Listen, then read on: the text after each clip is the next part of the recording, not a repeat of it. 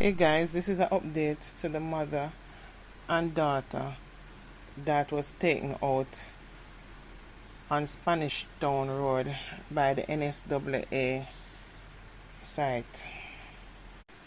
Just one day after a woman in her late teens reportedly returned to Jamaica from the United States, she and her mother, who is in her mid-50s, were gunned down early Monday morning on Spanish Town Road in St. Andrew, bringing grown men who knew them to tears.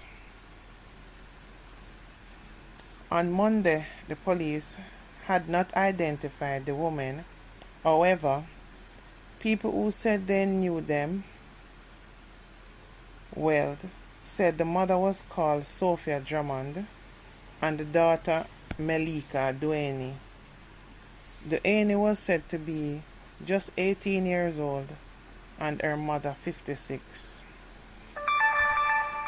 Kirk Rittix, Senior Superintendent of Police in charge of the St. Andrew South Division, said the incident occurred about 5:10 a.m. According to Ricketts, the mother and daughter were both from a Kingston Eastern address. While the senior cop could not give a motive for the crime, he assured the public that investigators are working hard to do so. Drummond is said to have been a dispatcher for the National Solid Waste and Management Authority. She was also known for selling food and drinks items to the NSWMA staff who works on trucks that collect and dump rubbish at Riverton landfill in St. Andrew. It was said that every day except Saturdays and Sundays, the mother would park her car at one of the entrances of the landfill on Spanish Town Road and sell to sanitation workers going to and from the landfill. One woman who said that she had been a friend of Drummond for more than 30 years was in a state of disbelief. Despite visiting the crime scene and seeing her friend lying motionless on a sidewalk near J. Ray and Neville on Spanish Town Road, she was still in disbelief. She would sell from out of her car. "I didn't come to my shop on Friday," she said, "so Thursday was the last time I saw her. My daughter was here on Friday, so I was looking forward to seeing her today instead. I got a call that she passed. I had to go and see if it was really true," she said. "Every day I look forward to seeing her. She used to be on the truck, but she started to dispatch the trucks. Today was the first I see some big men cry. The sidemen on the garbage trucks cried. When they came to work in the mornings, they would get tea, whether they have money or not. If they don't have any money, they pay her every fortnight. She used to make sandwiches and those things for them," she said. One man explained that he was vexed by the takeout. He too knew Drummond and had only positive things to say about her. "She buy and sell. She's a hard worker. She was a nice person to me. Although some people will show that they are nice to some, but others have a different experience. She and I, however, had no disagreements. In the mornings I would buy cigarettes and other things from her," the man explained. Others were tight-lipped, those who knew her but refrained to comment as people are scared. Over there in the courts in Kingston, at the Klansman trial, the sole female convict in the Klansman gang trial, Stephanie "Mumma" Cole Christie, has been sentenced to 9 years and 10 months in prison for being a member of a criminal organization.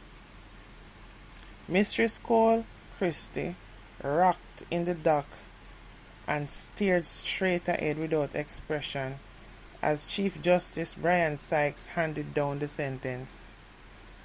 Chief Justice Brian Sykes determined that Mistress Cole Christie is a woman of considerable social and organizational skills who used her talents in furtherance of a criminal purpose. It is just sad, with all that and all the lives that have been lost, is only just 9 years.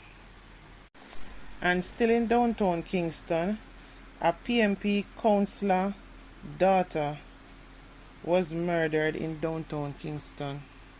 The police say a suspect is in custody following the shooting death of 31-year-old Anique Walters, the daughter of People's National Party prospective councillor candidate for the Admiraltown Division, Louise Pumbles Newland. Both Walters, a security supervisor for Benbow Street, Kingston address, and a man she was with were shot at about 10:45 Sunday night. The man remains in hospital. Head of the Kingston Central Police Division Superintendent Beresford Williams said it was too early to establish a clear motive for the killing, and it was also difficult to decipher whether or not the man in custody was involved. The person was taken into custody following information arising from the description of the vehicle said to have been involved in the shooting. He was reportedly seen in that vehicle driving in a manner that would arouse the suspicion of the police in Kingston East, he told. Williams said preliminary reports suggest that the shooting may be gang-related. He pointed to a feud involving the Upsetter and the Superstar gangs based in the area. According to report, Walters and an unidentified male companion drove up in a black motor car on Orange Street in the vicinity of Orange Villa when they were pounced upon by armed men who fired at them, hitting Walters in the upper part of her body. The male was shot in the leg. And over there in Trelawny, the police have commenced a probe into the taking out of a man who was reportedly gunned down in his community by unknown assailants at a business establishment this morning, Tuesday morning. The deceased has been identified as 31-year-old O'Brien Scarlett, also called Gavin, a labourer of a Caribou Road address in the parish. Reports are that about 8:05 a.m., Scarlett was sitting at the front of a shop in the community when he was pounced upon by a group of gunmen who opened fire, hitting him all over his body. Scarlett was taken to hospital where he was pronounced. His death brings the murder tally in the parish to 12 since the start of the year. You know what sometimes I find crazy about some of this shooting? Based on the mentality that these young people has. Sometimes he's probably not even connected to anything. It don't must be that something that he's doing, but I see a trend where if you go out to your corner shop to hold a chill and stop, or you go to your corner bar and these idle boys just want to prove say them can make a dopey, they will take you out for no really solid reason. And the thing with people that have a mindset like that, you might have even known from school days and say another boy that used to go on with himself and used to go to school. Watch out now he's armed. Him just see the man and just go take him out. The funny thing is, you only can speculate a lot of time because I bet my bottom dollar that majority of the cases, it has no specific, tangible reason or situation that has caused the taking of someone's life. A lot of them is nothing at all.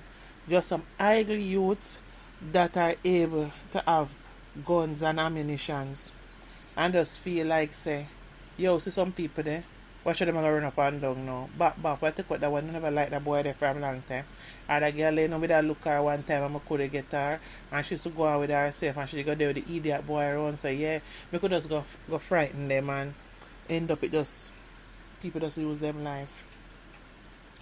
We are in a sad situation in Jamaica, and the solution to it is not 1 to 10 things. It's a lot of things.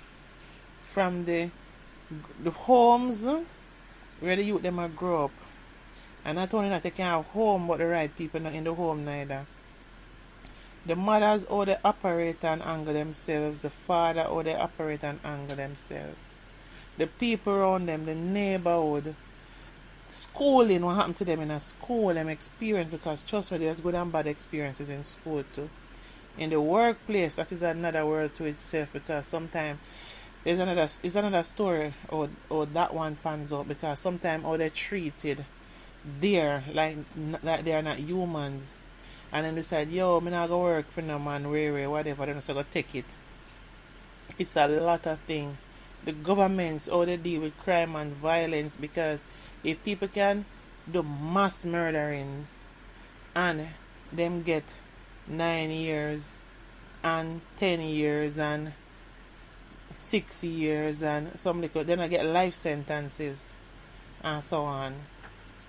These guys just look at and say, yo, my G, they're prison up here, champagne and caviar, you know, them just go and send them out for errands, just stay in there, chill, collect money, and organize your people them outside how to do things, when to do things, and which part to go, because them I get info.